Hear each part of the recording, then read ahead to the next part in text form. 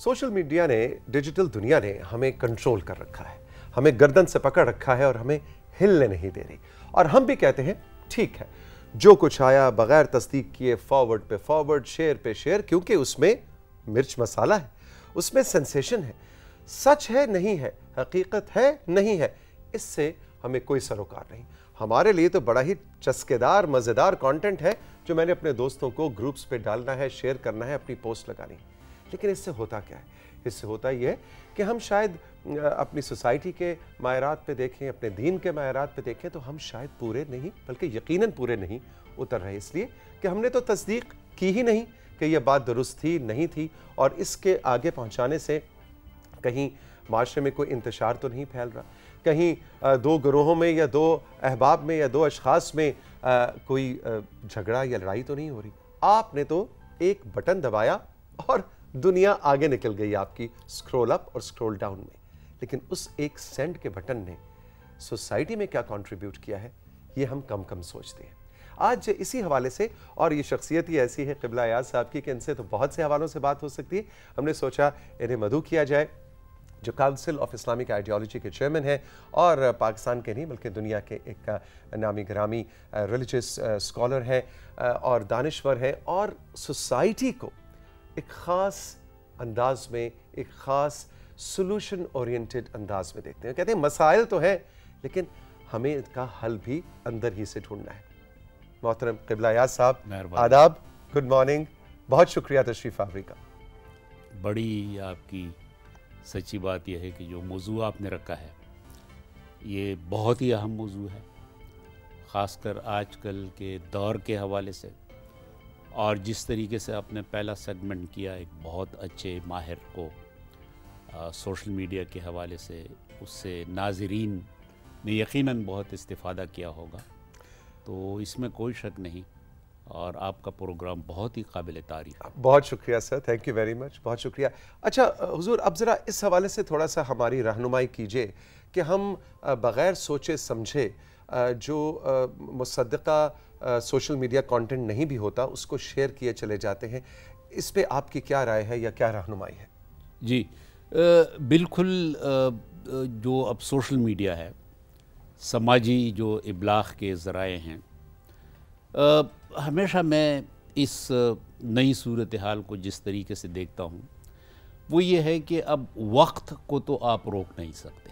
अब ज़ाहिर है कि अब ज़माने की रफ्तार जो है उसको कंट्रोल करना, ये तो इंसानी तारीख़ हमें ये बताती है कि आप रोक नहीं सकते, लेकिन आप एक तहदीद व तवाज़ुन यानी एक बैलेंस चेक, ये आप यकीनन कर सकते हैं।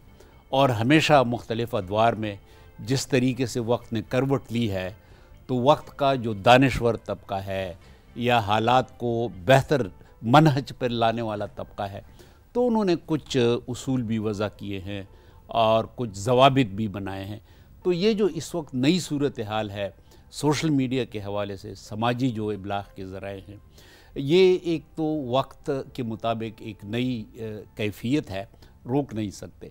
लेकिन जो आपने इशारा किया ये एक हकीकत है, और वो हकीकत ये है कि इस सोशल मीडिया के ज़रिए बिलखुसूस हमारे ख़ित्ते में, यानी ये और भी ख़ित्ते हैं वहाँ पे इसका बेहतर इस्तेमाल शायद बहुत ज़्यादा हो, हमारी जो अपनी मुआशरती सूरत हाल है इसकी वजह से इसका मनफी इस्तेमाल बहुत ज़्यादा हुआ है। और एक वो पहलू है जो अभी आपने इसका ज़िक्र किया कि गलत ख़बरें, किसी की इहानत, इंसल्ट, उसको हम अपलोड कर लेते हैं और फिर लोग धड़ाधड़ बग़ैर तफसील में जाए और या इसके जो असरात हैं उसको देख के बग़ैर आगे ले जाते हैं। तो अगर आप दीन के हवाले से देखें तो दीन में तो अल्लाह ताला ने कुरान पाक में हमें ये बताया है कि वला तनाबज़ु बिल अलक़ाब, बुरे नामों से किसी को ना पुकारो, बेअसल इस्मुल फुसूक़ बादल ईमान, ईमान की वजूदगी में किसी को गलत नाम से पुकारना, किसी को गलत नाम देना, किसी का मजाक उड़ाना, तंस का निशाना बनाना, ये एक बहुत बुरी बात है, ये अल्लाह ताला ने फरमाया है। फिर जब अल्लाह ताला किसी चीज़ को बुरा कहें तो आप अंदाज़ा लगा सकते हैं कि वो कितनी बुरी चीज़ होगी। इसी तरीके से रसूल अकरम सल्लल्लाहु अलैहि वसल्लम ने फरमाया है कि किसी बात के गलत होने का सबसे बड़ा सबूत ये है कि बग़ैर तहकीक के آپ اس کو آگے بڑھائیں. کفا بالمرء کذبا ان یحدث بکل ما سمع, کہ جو بات بھی انہوں نے سنی یا آج کے دور میں سوشل میڈیا پہ دیکھی اور بغیر تحقیق کے اس کو آگے لے جایا جائے. تو اس حوالے سے میں ہمیشہ یہ دیکھتا ہوں کہ اب رسول اکرم صلی اللہ علیہ وسلم کے حوالے سے ہمارے پاس جو اس وقت رسول اکرم صلی اللہ علیہ وسلم کے مخالفین تھے, ان کے جو الزامات آئے ہیں وہ محدود الزامات ہیں.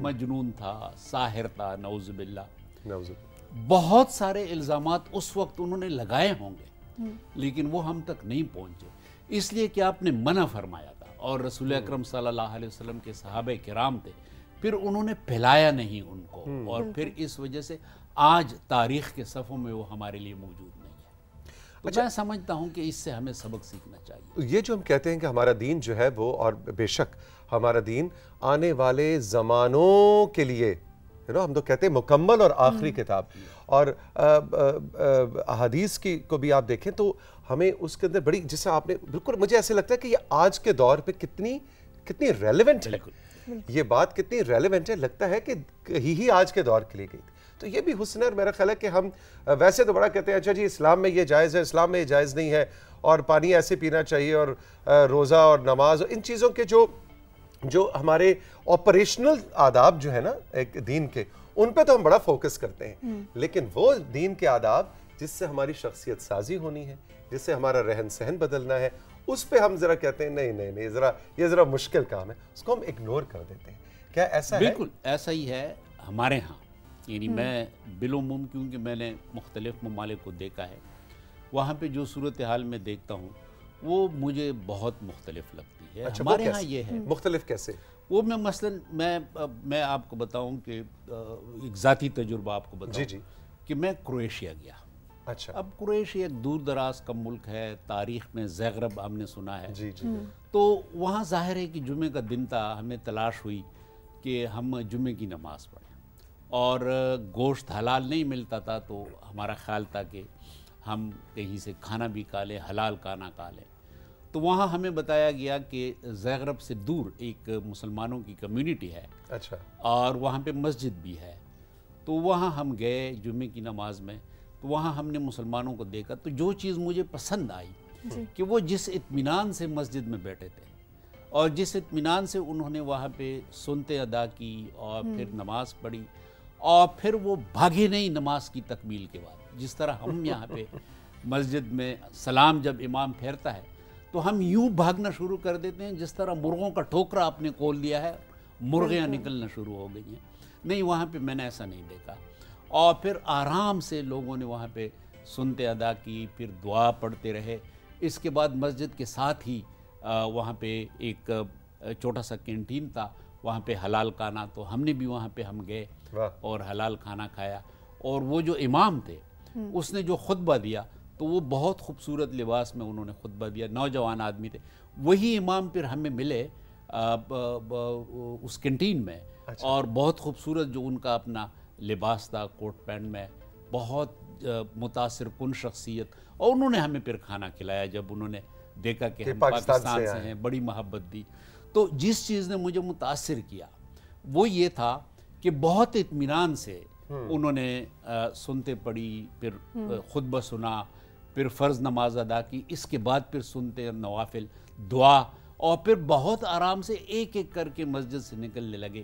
ہماری طرح نہیں کہ جس طرح ہم پھر بھاگنا شروع کر دیتے ہیں. یہ اضطراب کیوں ہے؟ یہ اضطراب ہماری, کیا یہ ہمارا اس پورے خطے کا اضطراب ہے کہ ہم بڑے جذباتی لوگ ہیں اور مضطرب رہتے ہیں ہر وقت, یا یہ ایسا کیوں ہے؟ میرا اندازہ یہ ہے, میں نے اور بھی بہت سارے ممالک میں گیا ہوں, ایسی صورتحال میں نے نہیں دیکھی جو ہمارے یہاں ہے. ابھی پچھلے ہفتے میں قطر میں تھا, تو یہی میں چیزیں مشاہدہ کرنے کی کوشش کرتا ہوں. ایسی صورتحال بالکل نظر نہیں آئی. میں عجیب ممالک میں جو کہ بہت کم لوگوں کو معلوم ہے گیا ہوں. مالدیپ میں ہمارے پاکستانی بہت کم جاتے ہیں, لیکن مالدیپ میں میں نے ایسی صورتحال دیکھی, کس طریقے سے وہاں پہ منظم مسجدیں ہیں, کس طریقے سے لوگ آتے ہیں, اور اعلیٰ درجے کی صفائی, جی وضو خانے جو ہیں, یا پھر اعلیٰ درجے کا نظم جو ہے امام کا, مؤذن کا, خوبصورت آوازوں کے ساتھ وہ قرآن پاک کی تلاوت کرتے ہیں, نماز پڑھاتے ہیں, اذان دیتے ہیں. تو ایک عجیب سی کیفیت. تو ہمیں یقیناً ایک ریٹروسپیکشن کی, محاسبے کی ضرورت ہے کہ ہمارے ہاں کیوں یہ اس قسم کی کیفیت ہے جس کا آپ نے ذکر کیا, ایک اضطراب کی کیفیت. اضطراب کی بات کی آپ نے, کہا کہ ہم لوگوں میں بہت جلدی ہے, تیزی ہے, ہماری کوشش ہوتی ہے کہ جلدی جلدی ہر کام ختم کریں, چاہے وہ عبادت ہے یا کچھ بھی ہے. اسی طرح سوشل میڈیا کی اگر بات کی جائے تو آج کل ہم وہاں بھی یہی کرتے ہیں. کسی بھی ایپ پہ ہمارے سامنے کوئی احادیث آ جاتی ہیں یا کوئی بھی آیت آ جاتی ہے, ہم اس کی تصدیق کیے بغیر آگے بھیجنا شروع کر دیتے ہیں. اس پہ آپ تھوڑی روشنی ڈالیے گا کہ کیا یہ چیزیں ٹھیک ہیں یا پھر ہر چیز کی ایک مکمل طریقے سے تصدیق کر کے اس کے بعد آگے بھیجنی چاہیے؟ یہ ہمارے ہاں تو یہ روایت ہے نہیں کہ ہم انکنفرمڈ معلومات کو, چیزوں کو ہم آگے بڑھاتے ہیں. جی, ضرورت تو اس بات کی ہے کہ جب تک کوئی ایتھینٹک مصدقہ حوالہ نہ ہو اس وقت تک کسی چیز کو آپ آگے نہ بڑھائیں. بالخصوص اگر وہ بات یا وہ پوسٹ کسی کی توہین پر مبنی ہو, کسی کی انسلٹ پہ مبنی ہو, تو اس میں تو بہت احتیاط کرنی چاہیے. اور اگر وہ ایسی ہو کہ وہ مثلاً معاشرتی نقصان ہو, اس میں ایک معاشرے پہ اس کا منفی اثر پڑنے والا ہو, تو اس قسم کی پوسٹیں یا اس قسم کی معلومات جو ہیں اس میں تو بالکل آپ کو اور ہم سب کو یا ہماری اولاد کو, ہماری جو نئی نسل ہے اس کو حصہ دار نہیں بننا چاہیے. محترم قبلہ ایاز صاحب ہمارے ساتھ موجود ہیں, کاؤنسل آف اسلامک آئیڈیالوجی کے چیئرمین ہیں, اسلامک اسکالر ہیں. رائزنگ پاکستان میں ساتھی وقت ہے ایک چھوٹے سے وقفے کا. وقفے کے بعد جب واپس آئیں گے تو ذرا آج قبلہ ایاز صاحب پہلے بھی رائزنگ پاکستان میں تشریف لا چکے ہیں, کچھ ان کی ذاتی زندگی کے حوالے سے بات کریں گے کہ ان کا تعلق کہاں سے ہے, تعلیم انہوں نے کہاں سے حاصل کی, اور اب جب یہ مڑ کے دیکھتے ہیں اپنی جوانی کے دور کو, اپنی تعلیم کو, اپنی ریسرچ کو, اور اپنی کچھ کہانیاں انہوں نے سنائی بھی ہیں, تو ذرا پرسنل لائف قبلہ ایاز صاحب کی آپ کے سامنے انفولڈ کریں گے رائزنگ پاکستان میں. رہیے ہمارے ساتھ, ابھی ملتے ہیں.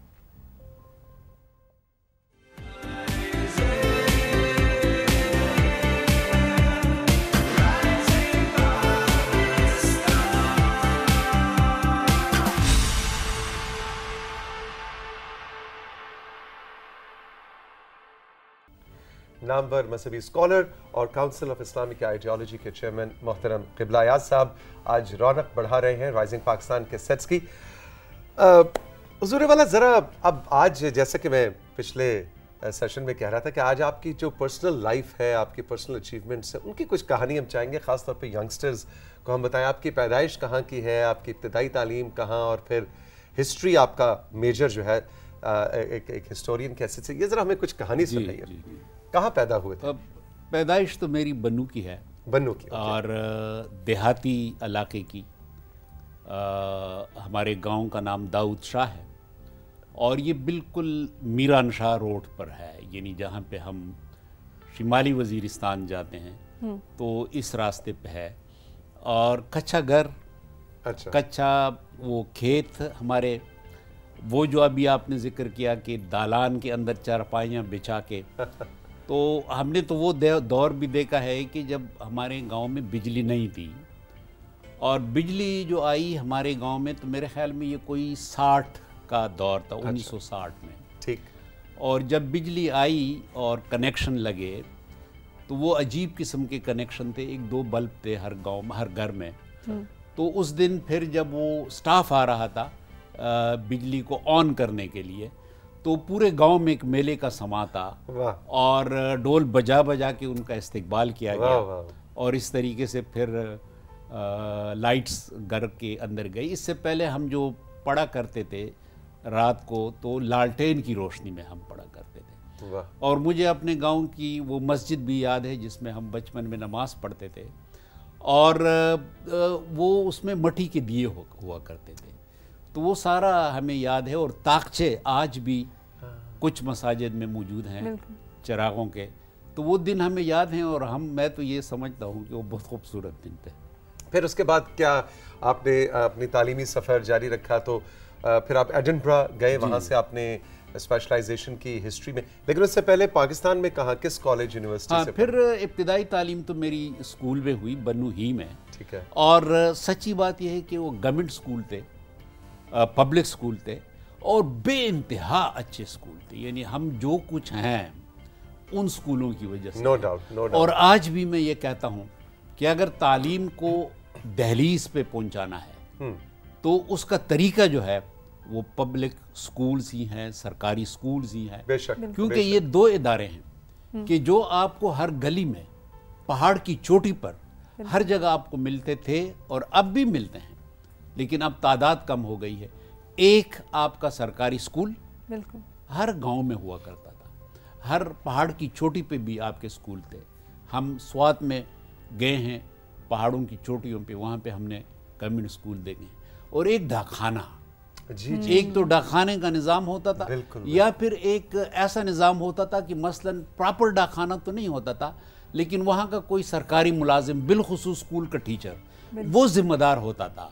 وہ پھر لوگوں کو خطوط بھی پہنچاتا تھا, دور دراز سے جو خطوط آتے تھے, اور وہ پھر لکھتا بھی تھا لوگوں کے لیے. اور پھر وہ ایک ڈاکخانے کا ایک جس طرح ذمہ دار, اس کو بہت تھوڑی سی ایک الاؤنس کی شکل میں کچھ پیسے ملتے تھے. تو یہ دو نظام اب رفتہ رفتہ ہم ختم کر رہے ہیں. دوبارہ ان کی احیاء کی ضرورت ہے, بالخصوص جو سرکاری سکول ہیں. یہ جو ہمارے پرائیویٹ سکولز ہیں, ان کی رسائی ممکن نہیں ہے عام دیہاتوں تک, غریب لوگوں تک.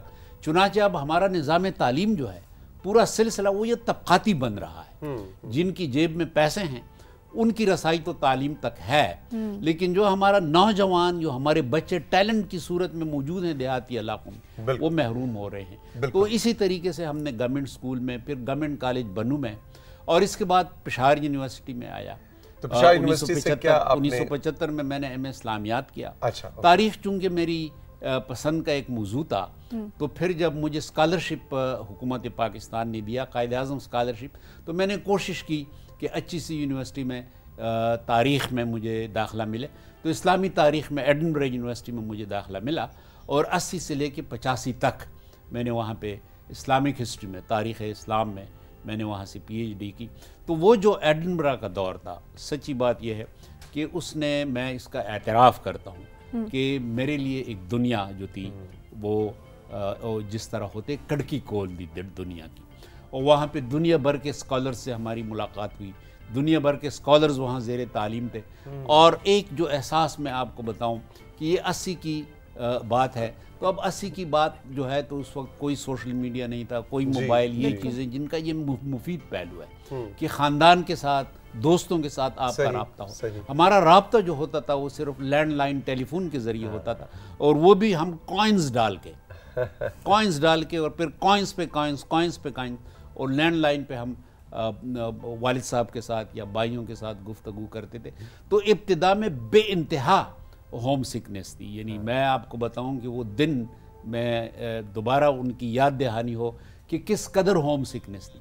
لیکن جب میں نے وہاں سے پی ایچ ڈی کی, جب واپس آ رہا تھا, یعنی جب گیا بھی تو میں کبھی رو دیتا تھا, اور جب واپس آ رہا تھا تو پھر بھی رو رہا تھا, کیونکہ جو وہاں پہ میں نے اکیڈیمک لائف دیکھی, جو میں نے وہاں پہ سیکھا, جو دوستیاں بنی, اور بالخصوص جو ایک علمی تحریک تھی, اس سے میں آشنا ہوا.